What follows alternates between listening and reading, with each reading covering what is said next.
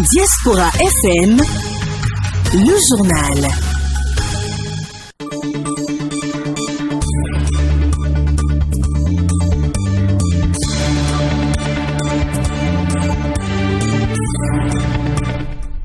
Mesdames et messieurs, bonjour. Merci de prendre ce rendez-vous de l'actualité. Le Bénin connaît une hausse de cas de Covid-19. Pendant ce temps, on constate un relâchement de l'observance des gestes barrières au sein de la population. Vous suivrez le reportage de la rédaction sur le sujet. Plusieurs chantiers sont ouverts dans le cadre de la politique du livre au Bénin. On en parle avec le directeur général de la Bibliothèque nationale. Et puis deuil national de 72 heures pour compter d'aujourd'hui au Burkina Faso, une décision du président Roch Marc Christian Kaboré pour rendre hommage aux personnes tuées dans une attaque hier au Sahel. Bienvenue à toutes et à tous. Clémence Tonoucoin. Le respect des gestes barrières est foulé aux pieds dans un contexte où la situation de la contamination à la COVID-19 devient alarmante. Laurent Tonéikès et Jean-Baptiste Bokwa ont fait le tour de la ville d'Abomey-Calavi pour faire le point de la situation. Le Bénin a franchi le cap des 10 000 cas de COVID-19 depuis quelques jours. Plus de 120 morts, environ 2000 cas sous traitement, même si plus de 8000 personnes atteintes sont déjà guéries. Une situation alarmante qui interpelle chacun sur le respect des gestes barrières. Un tour dans la ville d'Abomey-Calavi fait état du relâchement de ces gestes barrières. Effectivement, ça a sévi parce qu'au début, on pensait que c'était du mensonge, mais lorsqu'on prend sur le plan mondial et même national, on voit que de jour en jour, il y a plus de décès. Il y a certaines personnes qui ne respectent pas les règles barrières parce que, moi je pense que la sensibilisation n'est pas encore déjà à un niveau donné. Cela inquiète et nous devons nous armer de vigilance et l'État aussi doit sensibiliser dans ce sens puisque la population s'habitue déjà à la chose et croit que ça ne tue plus. Au niveau des points stratégiques, le relâchement de ces gestes barrières est bien confirmé. Si devant l'hôpital de zone d'Abomey-Calavi, les dispositifs de lavage des mains sont bien en place et fonctionnels, il n'est pas surprenant de voir certains usagers de ce centre hospitalier sortir du centre le masque de protection au menton, ce qui nécessite une fermeté face aux usagers. Au carrefour Akonville et au carrefour Pota, le trafic se passe bien, mais le respect des gestes barrières est foulé aux pieds. Dans les transports en commun, pas de port de masque, pas de distanciation sociale et les passagers semblent bien être indifférents. Les rassemblements se font sans le respect des gestes barrières. Face à ce relâchement, certains citoyens préconisent la sensibilisation et la répression. Il faudrait qu'il y ait plus de sensibilisation pour que les gens comprennent que c'est un fléau vraiment qui sévit. C'est parce que peut-être qu'on pense que ça n'a pas encore touché un de nos proches. On pense que c'est en train de toucher des personnes qu'on ne connaît pas. Et on se dit que la maladie n'existe pas réellement. Or, c'est quelque chose qui existe, c'est un fléau qui est vraiment qui fait ravage. Vous savez que le Béninois, quand il n'y a pas la chicotte derrière, nous ne respectons rien dans ce pays. Il va falloir que le gouvernement, à travers la police, reprime ceux qui ne vont pas respecter les gestes barrières pour limiter la propagation de la maladie. Des citoyens qui refusent délibérément de respecter les gestes barrières et qui rejettent la vaccination, seule alternative actuelle pour être à l'abri de la contamination. Une situation qui pourrait amener les gouvernants à une répression sans merci ou à imposer la vaccination. Les populations de l'arrondissement d'Akasato peuvent désormais emprunter sans difficulté la voie Gbetagbo à Gassagodomé. Dégradée depuis un bon moment, cette voie a été enfin réfectionnée pour soulager les peines des usagers et riverains Carole Olaye et Maurice Koumosa. Il a fallu 20 ans pour qu'une partie de l'As Carrefour à l'Odoualom Gbetagbo à Gassagodoma soit réfectionnée par une couche de débris de bitume. Complètement impraticable, surtout en saison pluvieuse, la réfection précaire de cette voie de l'arrondissement d'Akasato fait désormais le bonheur des riverains et usagers. La voie était pratiquement impraticable. Personne ne peut pas passer. Les camions, les véhicules, les motos, personne. Cette voie réflexionnées nous donne un sentiment de joie. Nous n'avons vu une chose pareille auparavant. C'étaient des débris de coton qui y étaient déposés. Les véhicules et autres ne pouvaient passer. Il y a 6 ans que je suis dans ce quartier et le tronçon était impraticable. La réhabilitation de cette voie, qui relève d'une initiative du chef d'arrondissement intérimaire d'Akasato de son avis, a été motivée par les calvaires que subissaient les populations. Bétagbo d'Agassa-Godomé, il souffrait trop. Avant d'aller à Agassa-Godomé là, c'est difficile. Avant de quitter Agassa-Godomé pour aller au bord du goudron là, c'est très difficile. Une preuve de patriotisme qui vient mettre un terme aux souffrances des populations en attendant le démarrage effectif des travaux de construction de cette voie prise en compte par la deuxième phase du projet asphaltage. Rekia Madougou retourne devant la Cour de répression des infractions économiques et du terrorisme, criait aujourd'hui. L'ancienne ministre de la Justice comparaît pour une 3e fois devant la commission d'instruction après sa première et deuxième audition qui s'étaient déroulées respectivement les 17 juin et 6 août 2021. Elle est poursuivie par la criette pour association de malfaiteurs et terrorisme. Les usagers du marché d'Antokpa peuvent désormais circuler en toute quiétude, mais à condition qu'ils soient à pied. Et pour cause, toutes les entrées du marché sont fermées aux motocyclistes et automobilistes. La mesure est bien perçue, mais on plaide pour sa flexibilité. Reportage. Les différentes entrées du marché d'Antokpa de Cotonou sont fermées aux automobilistes et motocyclistes depuis quelques jours. Cette mesure fait suite à la libération des espaces publics du marché intervenue la semaine dernière. Elle vise, entre autres, à faire en sorte que les commerçants déguerpis ne reviennent s'installer et permettre une libre circulation des usagers du marché. La mesure est bien appréciée de quelques usagers. Oui, par rapport au dégagement, ce que j'ai plus aimé, c'est le fait qu'ils ont dégagé les engins au milieu des passants. J'ai trop kiffé ça parce que franchement, parfois on circule, on veut te cogner, c'est souvent des palabres et puis on ne finit jamais. J'ai kiffé ce côté. En dehors de ça, l'oxygène c'est bien, l'air, il faut circuler, c'est bon. Et ça empêche aussi le monde qui tire partout de gauche à droite ici, surtout à Tokpa. Les autres ont opté pour ça hier et aujourd'hui les enfants en bénéficient. Je pense que c'est difficile, mais demain on va en bénéficier. Je suis maintenant, ça fait 14 ans aujourd'hui, je n'ai jamais vu ça, mais je remercie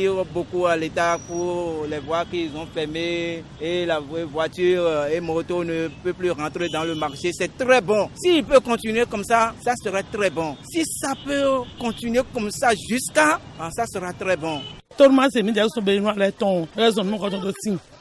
C'est à cause de notre entêtement que les voies sont fermées. Ils ont interdit d'exposer les marchandises sur la voie, mais ça n'a jamais cessé. Le préfet est passé et nous a promis de rouvrir les voies si nous respectons les consignes. En raison des conséquences de la mesure sur le quotidien des conducteurs de taxi-moto, il plaide pour la réouverture de ces entrées. Qu'ils ouvrent les entrées et qu'on dise à chacun où rester pour vendre et où garer les engins pour qu'il y ait la paix.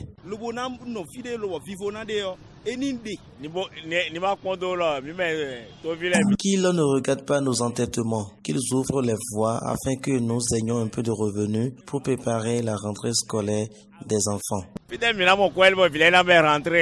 Le souhait du gouvernement est de moderniser le marché d'Antokpa.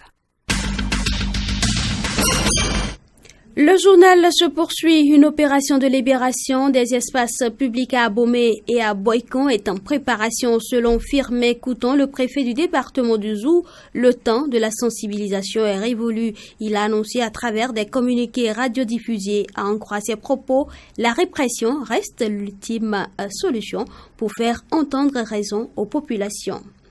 La 8e réunion ordinaire des membres de la conférence administrative départementale de la Liborie a eu lieu hier.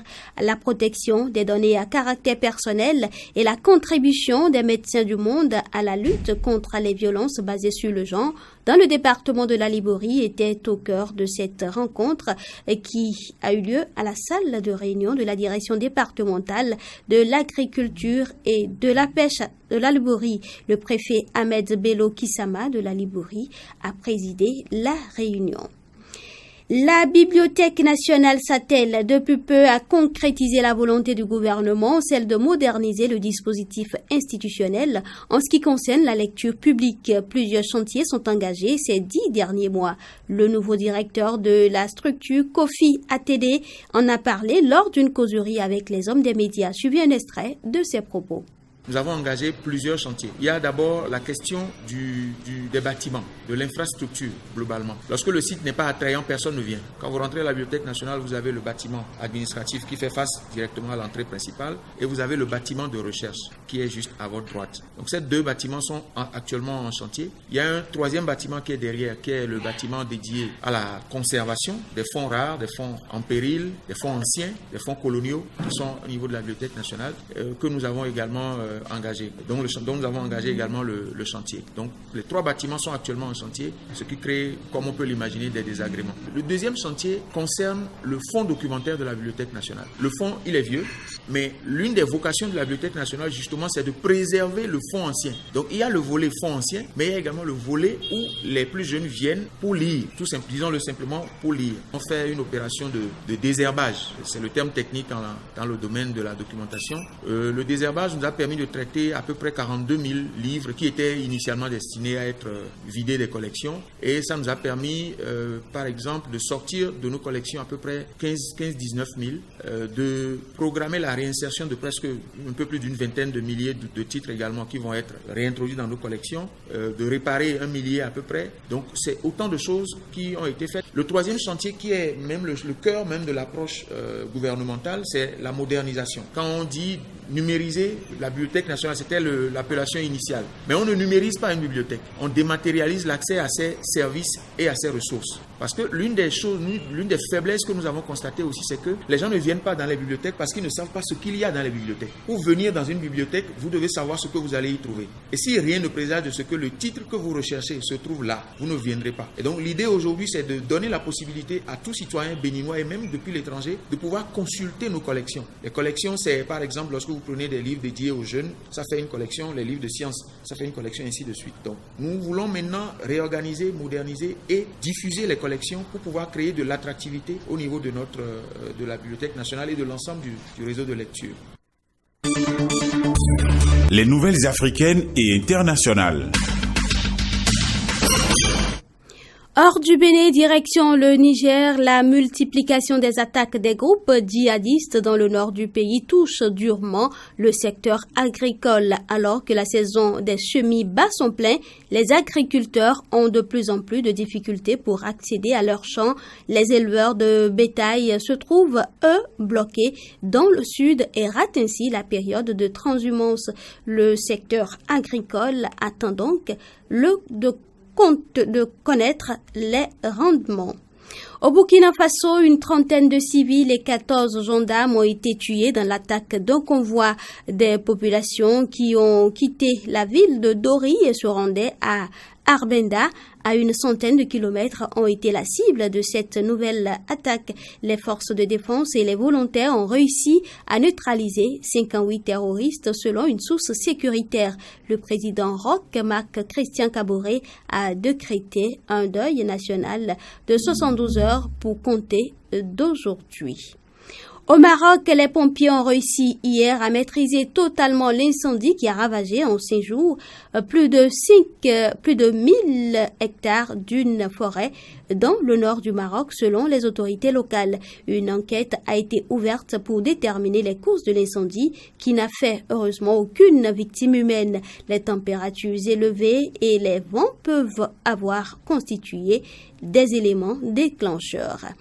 Et pour finir, les premiers Afghans exfiltrés de Kaboul par la France sont arrivés à Paris. Plus de 200 passagers, dont 25 Français et une large majorité d'Afghans, sont arrivés à l'aéroport de Roissy hier soir après avoir été exfiltrés de Kaboul par la France. Un nouveau vol entre les Émirats et la France est prévu aujourd'hui avec 120 personnes à bord. Selon l'Élysée, près de 800 Afghans ont été accueillis sur le sol français dans le cadre du devoir de protection entre 2001 et 2014. Par ailleurs, entre mai et juillet 2021, 625 personnes ayant travaillé pour l'ambassade de France à Kaboul, employés et familles compris, sont arrivés en France selon la même source.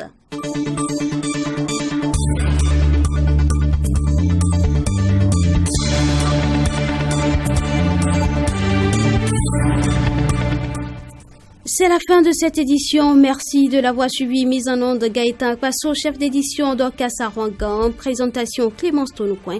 Merci de votre fidélité sans cesse renouvelée, mais jamais à condition.